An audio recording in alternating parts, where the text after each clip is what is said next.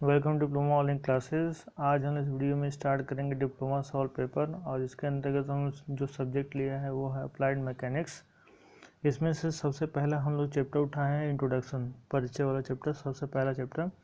इस चैप्टर से जो जो क्वेश्चन पूछे गए हैं एग्जाम में अभी तक, उन क्वेश्चनों को हम लेंगे। सबसे पहले उन क्वेश्चनों को लेंगे जो कि बहुत बार पूछे जा चुके हैं, 4 से 5 साल पूछे गए हैं, उन प्रश्नों को उठाएंगे। उसके बाद से जो 2 से 3 बार, फिर 2 बार, फिर 1 बार जो क्वेश्चन पूछे गए हैं किसी एक साल में जो पूछा गया है उसे उठाएंगे और सारे प्रश्नों को हम लोग देखेंगे किस तरीके से एग्जाम में पूछा गया है और किस तरीके से इसका सही तरीके से कैसे इसका जवाब को लिख करके आएंगे।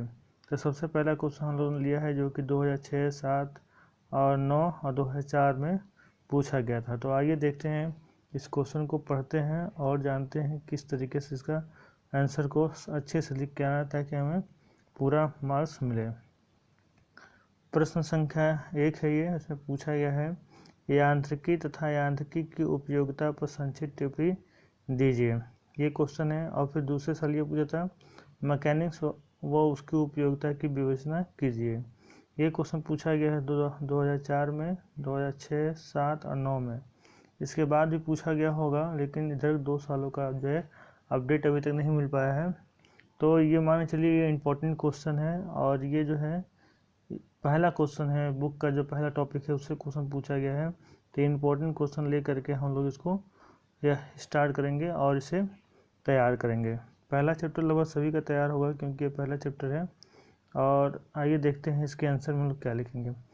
एक बात ध्यान देना है कि जितने नंबर का क्वेश्चन पूछेगा, अगर 2 नंबर का क्वेश्चन पूछा है तो उसी के अकॉर्डिंग हमको लिख के आना है। अगर 5 नंबर का पूछा है तो थोड़ा सा ज़्यादा लिख के आना है। 2 नंबर में 5 नंबर के लायक जो है आंसर लिख के नहीं आना है, ठीक है। तो अगर ये 5 नंबर का क्वेश्चन है तो इसे डिटेल्स लिखा जाएगा। ये बड़ा क्वेश्चन है क्योंकि इसमें यांत्रिकी की जो है उसकी परिभाषा भी देनी है, वो क्या उसको समझाना भी है और उसको उपयोगिता को भी बताना है। तो देखते हैं, सबसे पहले हम लोग यहाँ स्टार्ट करते हैं। आंसर को सबसे पहले किस तरीके से लिखना है ये हम लोग समझेंगे। आंसर को बहुत ही साफ़ सुथरा और जो है बहुत ज़्यादा इसमें फालतू का मैटर नहीं डालना है, जो पॉइंट टू पॉइंट चीज़ें हैं वो उसी चीज़ को इसमें लिखनी है। तो देखते हैं इसमें क्या है। यांत्रिकी की परिभाषा हम लोग सब लोग जानते हैं। मैकेनिक्स की परिभाषा क्या है कि अगर समझाना हो तो बस इतना ही कहा जाए कि यांत्रिकी वह विज्ञान है जिसके अंतर्गत जो है व्यवहार तथा किसी वस्तु पर उसके प्रभाव के विषय में अध्ययन किया जाता है। बस इतना ही इसका डिफिनेशन है और इसी चीज़ को लिख करके आना है। आइए देखते हैं किस तरीके से हम लोग लिखेंगे। यांत्रिकी हेडिंग डाल देंगे, उसके बाद उसी लाइन से या फिर उसके नीचे वाली लाइन से स्टार्ट करेंगे तो काफ़ी अच्छा होगा। देखिए इसमें क्या बताया गया है। यह विज्ञान की वह शाखा है जिसके अंतर्गत बलों के व्यवहार तथा वस्तु पर इसके प्रभाव के विषय में अध्ययन किया जाता है। मौलिक रूप से यांत्रिकी मतलब मैकेनिक्स को बल विज्ञान भी कहते हैं।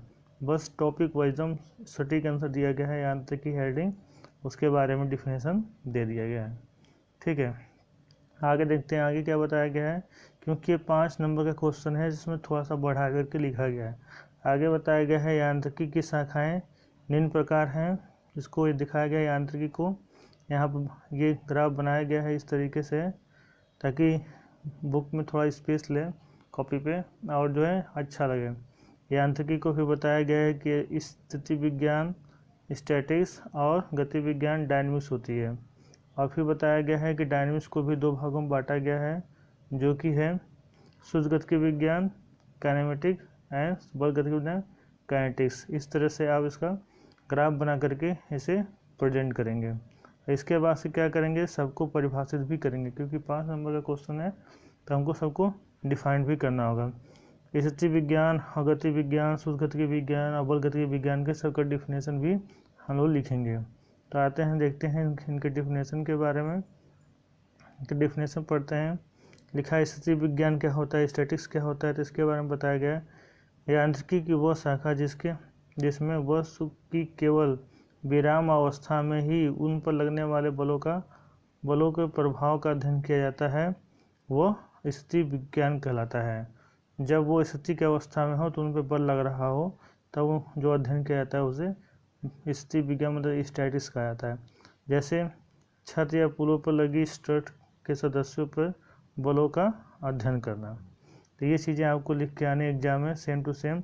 अभी इस वाले जिसे हम पढ़ा रहे हैं इस पेपर को, इस स्लाइड को आप डाउनलोड कर सकते हैं। डिस्क्रिप्शन में आपको PDF का लिंक मिल जाएगा, जहाँ से जा करके आप इसे डाउनलोड कर लीजिएगा और इसे अच्छे से तैयार कर लीजिएगा। आगे बढ़ते हैं गति विज्ञान। गति विज्ञान की भी डिफिनेशन कुछ ऐसे दी गई है। यांत्रिकी की वह शाखा जिसमें वस्तुओं की केवल गतिमान अवस्था में ही उन पर लगने वाले बलों का प्रभाव का अध्ययन किया जाता है। ये गति विज्ञान का डिफरेंस हो गया। गति विज्ञान उसे कहते हैं जिसमें केवल गतिमान वस्तु पर जो है उस पर लगने वाले बलों का अध्ययन किया जाता है, उस पर लगने वाले प्रभाव का अध्ययन किया जाता है। आगे फिर गति विज्ञान को 2 भागों में बांटा गया है, जैसे कि हम लोग ग्राफ में देखा है। तो हम लोग जो है इसकी भी डिफिनेशन देखेंगे। इसमें क्या है, यह शुद्ध गति विज्ञान का, यह गति विज्ञान की वह शाखा है जिसके अंतर्गत वस्तुओं की केवल गति मात्र का ही अध्ययन किया जाता है, बल या फिर मास पर विचार नहीं किया जाता है। ठीक है, इसमें केवल गति का ही अध्ययन किया जाता है, उसके बल या फिर जो है शक्ति होती है, मास होता है, उस पर कोई विचार नहीं किया जाता है। और लास्ट में है बल गति विज्ञान। इसमें क्या होता है, यह गति विज्ञान की वह शाखा है जिसके अंतर्गत वस्तुओं की गति के साथ साथ बल तथा शक्ति मतलब मास का भी अध्ययन किया जाता है। मतलब कि इस पे जो है गति के साथ साथ उस जो बल लग रहा है बल पर भी, और जो जिस पिंड का भार है जिसका मास है उसका भी अध्ययन किया जाता है। इस चीज़ को आपको याद कर लेना है, एकदम तैयार कर लेना है डिफिनेशन को। आगे देखिए उपयोगिता की बात कर रहा है, यांत्रिकी की उपयोगिता, मैकेनिक्स की उपयोगिता किस तरीके से है, तो वो बताया गया है। यांत्रिकी इंजीनियरिंग का एक अभिन्न अंग है, जैसे कि ज्ञान के आधार पर विभिन्न वस्तुओं की निर्माण क्रियाएं एवं परीक्षण क्रियाएं में सुविधा हो जाती है। ठीक है, इसके द्वारा जो है किसी वस्तु के निर्माण और परीक्षण की क्रिया में सुविधा होती है। और आगे देखिए इस तरीके से आपको जो है टॉपिक वाइज और जो है पॉइंटेड बना के लिखना है, आपको एकदम पोथा नहीं वहाँ देना है कि सब एक ही में मिला करके लिख दिए। ठीक है, आगे देखिए यांत्रिकी के कारण अनेक उपयोगी मशीनें, यंत्र विन्यासों तथा ढांचे और कैंचियाँ इत्यादि के निर्माण कार्यों में सहायता मिलती है, जैसे मोटर, इंजन, पुल, भवन, डैम, अंतरिक्ष यान, घड़ी, पंखे, साइकिल, स्कूटर, कार, बस इत्यादि के निर्माण में यांत्रिकी की पर्याप्त उपयोगिता है। ये चीज़ें हैं, यहाँ यांत्रिकी का उपयोग किया जाता है।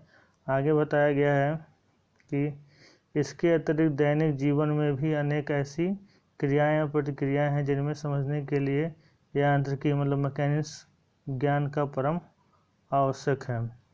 ठीक है, जैसे कि चलना, फिरना, फिसलना, लुढ़कना, पहाड़ी पर चलते समय आगे की ओर झुकना, तैरना, पतंग उड़ाना और खाना आदि, इन सब में भी यांत्रिकी का उपयोग किया जाता है इसे समझने के लिए। ठीक है, तो ये इसका पूरा आंसर हो गया। तो ये स्लाइड आप डाउनलोड कर लीजिए और इसे याद करने के लिए एक बार और वीडियो को देख लेंगे तो आपको अच्छे तरीके से ये समझ में आ जाएगा। ये पूरा आंसर है। अगर 5 नंबर में क्वेश्चन पूछा जाएगा तो आप पूरा इस तरीके से इसको लिख करके जवाब देंगे। डिस्क्रिप्शन खोलिए और इसका PDF जो है आप डाउनलोड कर लीजिए। ओके, मिलते हैं नेक्स्ट वीडियो में, उसमें देखेंगे नेक्स्ट क्वेश्चन जो किसी चैप्टर का जो इम्पोर्टेंट क्वेश्चन होगा। Okay, thank you.